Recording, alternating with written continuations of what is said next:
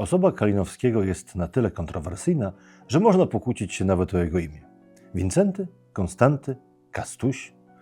Zastanówmy się nad tym. Z metrycznej księgi parafialnego kościoła w Jałówce dowiadujemy się, że 6 lutego 1838 roku ksiądz Franciszek Karaniewski ochrzcił tam niemowlę właściciela pobliskiego majątku Mostowlany. Chłopczyk otrzymał imię Wincenty. 2 miesiące później, 4 kwietnia, odbył się dodatkowy obrzęd chrztu i do pierwszego imienia dziecka dodano drugie imię Konstanty. Pierwszym imieniem nadanym na cześć katolickiego świętego Wincentego z Saragossy Kalinowski często podpisywał oficjalne dokumenty w języku rosyjskim. Tymczasem drugie imię, preferowane przez rodziców, było używane przede wszystkim w stosunkach z przyjaciółmi i rodziną. Skąd wzięła się forma Kastuś? Zaczęli jej używać na fali odrodzenia narodowego na początku lat 20. XX wieku białoruscy naukowcy Anton Luckiewicz, Usiłat Ignatowski. Tą samą formę imienia Kalinowskiego podczas wizyty w okolicach Świsłoczy od byłego uczestnika powstania styczniowego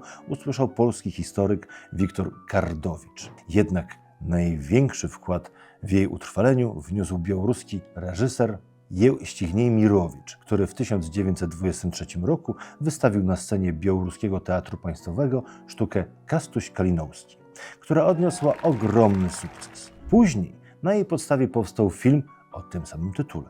I w fali nie dało się już zatrzymać. Nic dziwnego, ludowe imię Kastuś, będące odmianą rosyjskiego Konstantina i polskiego Konstantego, było łatwe do wymówienia i zrozumiałe przede wszystkim dla białoruskiego chłopa. Co mamy dzisiaj?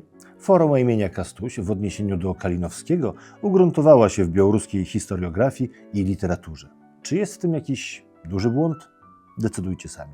A jeśli interesuje Was temat powstania styczniowego w Białorusi, przypominamy, że na kanale YouTube Fundacji Tutaka jest rozmowa na ten temat z profesorem Olegiem Łotyszonkiem i śledźcie poczynania Białostockiego Klubu Rekonstrukcji Invictus 1863. A jeżeli spodobała Wam się ta treść, postawcie serduszko, plusik i jakby co na stronce tutaka.org możecie również rzucić donat. Dzięki wielkie. Pakul, czyli białoruskie na razie.